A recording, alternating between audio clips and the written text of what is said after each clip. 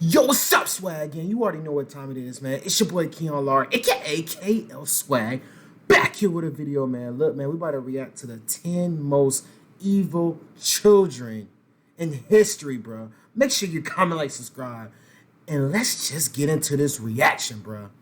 Oh my gosh. Most often, we reserve what we consider to be the most evil acts in society for adults. Members of society who simply grew up to be bad apples that committed some of the most heinous crimes known to man. But some of the worst crimes ever committed were not committed by adults. They were done by children. Rarely ever spoken of, there are some kids that committed crimes so bad, it's going to send a chill up your spine. Well, prepare yourself to dive into the mind of the most twisted children that ever lived.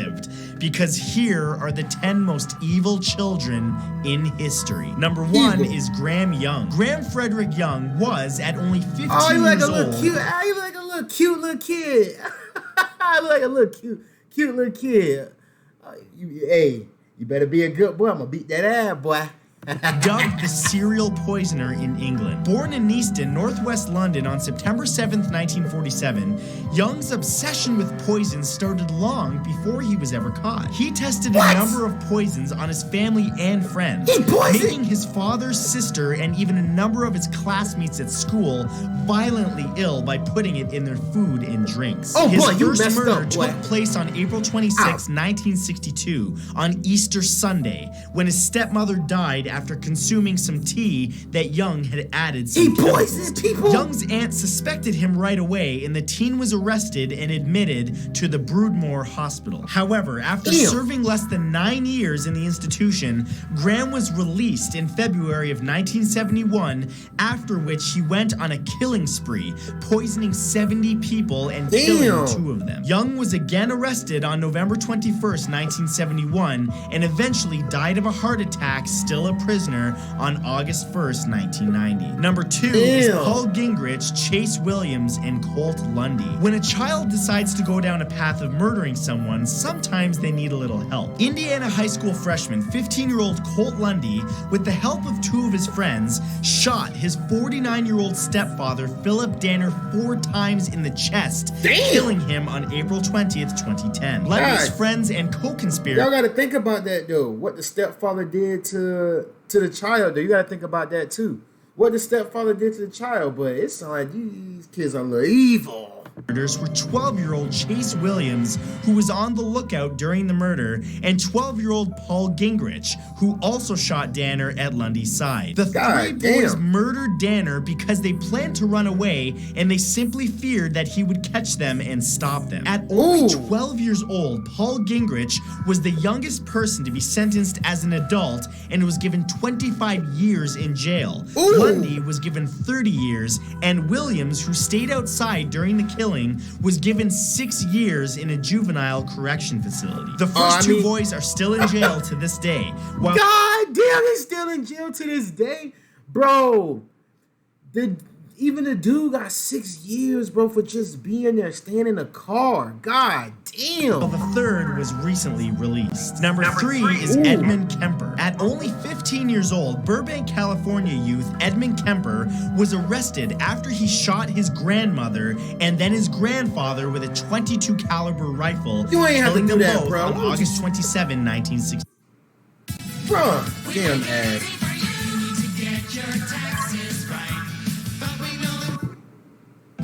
When asked why he committed the murders, he chillingly replied, "I just wanted to see what it felt like to kill Grandma." He added that he only killed his grandfather because he knew the old man would be angry over the death of his wife, and the boy wanted to avoid getting in trouble. Kemper was diagnosed as a paranoid schizophrenic and was sent to the criminally insane unit at the state hospital, where he served only 5 years. After convincing his psychiatrist that he was rehabilitated, Kemper was released on December 18th, 1969, his 21st birthday. However, instead of becoming a respectful, good member of society, he decided to viciously murder 6 women, dismembering them and keeping their heads for trophies before then killing both his mother and his friend. After that event, he turned himself in, explaining that the reason for his murder spree was the revenge against his abusive mother that was ultimately completed. Number 4 2004. Oh, so his abusive ass mother, the reason why he was acting like this and he was messed up.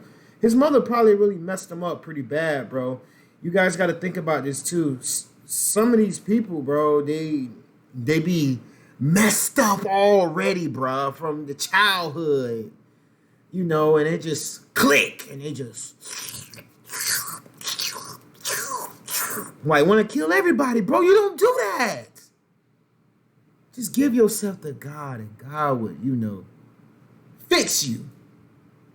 But damn, bro. Is Jesse Pomeroy. Back in the 1800s, a 14-year-old named Jesse Harding Pomeroy became the youngest person convicted of murder in the first degree in the state of Massachusetts history. Damn. Between late 1971 and early 1972, several young boys were lured into secluded areas of Charleston and brutally beaten, often left with mangled faces and horrible permanent scars. Then, after moving to South Boston, Jesse continued carrying out these violent actions. But then, in March of 1974, Katie Curran became his first murder victim. Jesse kidnapped the 12-year-old girl and killed her, hiding her remains in an ash heap in his mother's basement. But it did not end there. After a 4-year-old's body was found mutilated, Jesse was arrested and Katie's remains were discovered. He was sentenced to life in prison and was nearly hanged before the governor gave him a stay. Jesse Pomeroy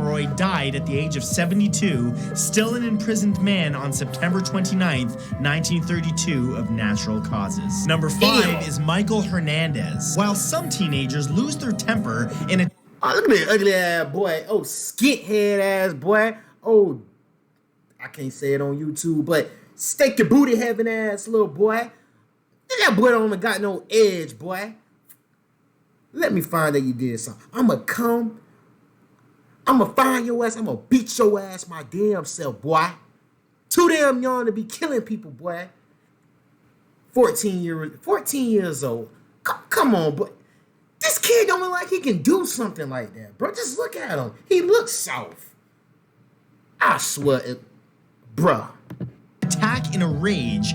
Others, like Michael Hernandez, wait patiently for their shot at revenge, making lists and planning their actions. Oh, that's all you gotta say. That's all you gotta say, bro. So he making a list. And listen to what the man just said. He said he planned. He planned. Let's just get into it, though. I knew your ass was soft. At just 14 years old, Hernandez wrote a list of people that he wanted to brutally murder and began his mission to complete it. On February 3rd, 2004, after luring a 14-year-old classmate named Jamie Go into the boys' washroom at their Miami, Florida middle school, Hernandez proceeded to stab him 42 times and left him to bleed out on the floor, while he simply went back to class with an attitude that suggested that nothing was wrong. Fortunately, the teen serial killer wannabe was caught before he could take out a second victim, but the list in his pocket and later his own confession revealed that he had no intention of stopping. Bro, god damn, bro. What is that nonsense? With Jamie. Disturbingly, the list even contained his own sister's name, who Michael was ready to murder in addition to his friends and other students. Bro. He was given a life sentence with 30 years tacked on for attempting to kill another student who luckily refused to enter the bathroom with him. Number 6 is David Brom. Arguments can escalate quickly and often lead to physical violence. But the thing is, when you're arguing with an evil psychopath, no matter what age, things can get even more out of hand much more quickly. Especially if the person that you're arguing with is anything like David Brom, who, at only 16 years old, single-handedly murdered most of his immediate family with an axe. Around 11:30 p.m. on the night of February 17th, 1988, the teen had a bitter argument with his father in their Rochester, Minnesota home. An argument that left David so angry that he decided the next morning to take an axe to his father. Chillingly, according to David, his father kept getting back up, so it took an even larger number of blows to kill him. Immediately after, the teen struck his mother, then walked into his 11-year-old brother's room and killed him. When he came back, he found his... bro, you killed your brother too? Damn, bruh.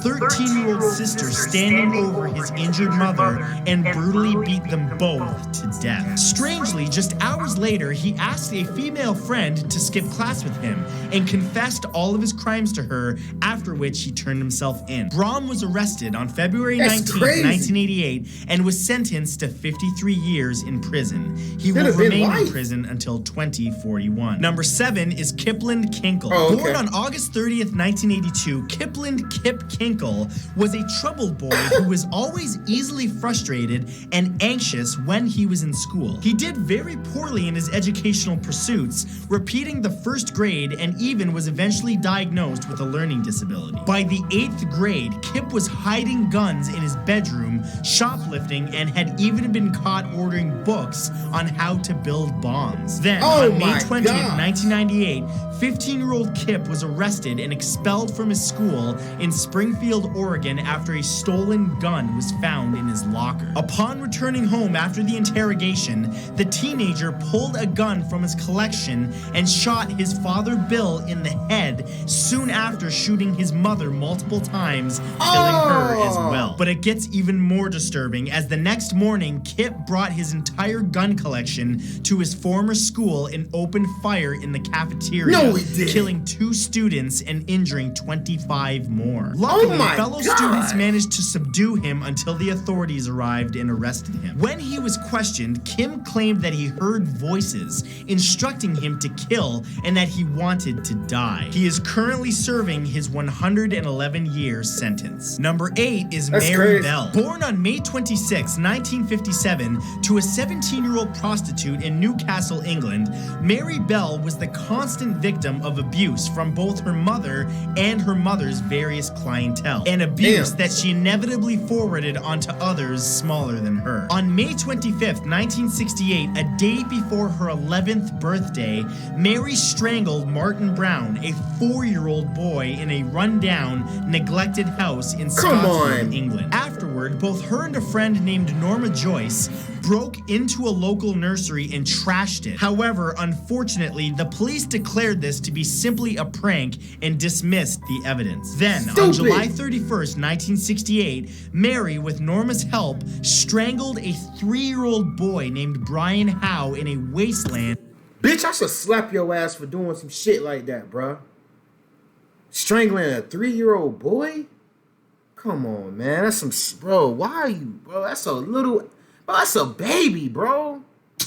Near the nursery that they vandalized, with Mary doing unspeakable things to his body. Mary was convicted of manslaughter on December 17, 1968, declared a psychopath, and was locked up for 12 years. However, she was released in 1980 at the age of 23 and was given a brand new identity to avoid the spotlight. This means that she could literally be anybody, anywhere, at any time. Oh, she on the loose! She is on the...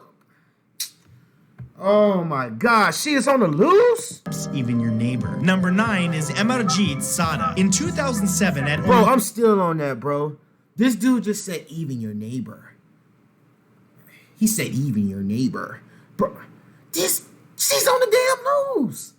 Bro, the police gotta do better, bro. 8 years old, Emarjit Sada claimed the terrible title of the youngest serial killer in the world. Born in Begusari, Bihar, India in 1998, Sada's family was very poor and they lived in a small village. In 2006, the young boy murdered his 6-month-old sister, taking her from her crib at the local primary school where her mother had left her so that she could run errands. He brutally murdered her and buried her. Bro, 6 months, bro. Come on, bro. 6 months? Killed a baby that's 6 months? Swag, and y'all see that little ass boy right now? Slap the fuck out of your little ass face, boy. 6 months? Oh my gosh, bro. her in a shallow grave before casually returning home as if nothing had happened. When he was confronted by people that suspected him of potentially murdering her, Sada freely and proudly confessed to the killing, even personally leading villagers to the grave. Proudly? He was arrested on May 30th, 2007, but when questioned, simply smiled and asked for cookies. Unbelievably, under Indian law, he was released after serving only 3 years and is now freely on the street to do what he pleases again. And number 10 is John Venables and Robert Thompson. On February 12th, 1990. 3 years, bro. So there's this new He feature killed a 6-month baby that allows and eligible you was in members to jail make or debit prison for card 3 purchases. years? Fucked up, bro. 2-year-old James Bugler was drawn away from the protection of his mother while they were shopping in a New Strand shopping center in Bootle, Liverpool, England. The two who abducted him were 2 10-year-old boys named John Venables and Robert Thompson. They hurled stones and bricks at him and even dropped him several times. Believe it or not, those are the only actions that I can comfortably list off from the many relentlessly brutal actions that those 2 evil teens took while literally torturing their defenseless victim. The ordeal cost the infant his life, and he was so horribly beaten that the actual cause of death could not be determined. The 2 boys were charged with the murder on February 20th, 1993, and caused such a community uproar that their families had to relocate and change their identity. Both John and Robert unbelievably spent just 8 years behind bars before eventually being released, with their identities also changed. The only thing that remains of their history is their record as the youngest convicted murderers in modern English history. Who they are today is a complete mystery. They could even be someone that you know. So, those were the 10 most evil kids in history. I want to know what you think of these cases in the comments below. Are these the worst cases that you've ever heard of, or do you know of an even more twisted one that should have been on this list? Let me know. Happy Friday the 3rd. Man, that's the most, man. That was crazy as hell, man. This was a great video to Matthew, man. Hey, if you guys want me to keep reacting to more of these videos, let me know down below in the comments saying what was the worst killing that you guys heard. You know, just let me know down below in the comments, man. God damn, man. My hands itching, my arms. Look, I'll see you guys in the next video. Road to 10K.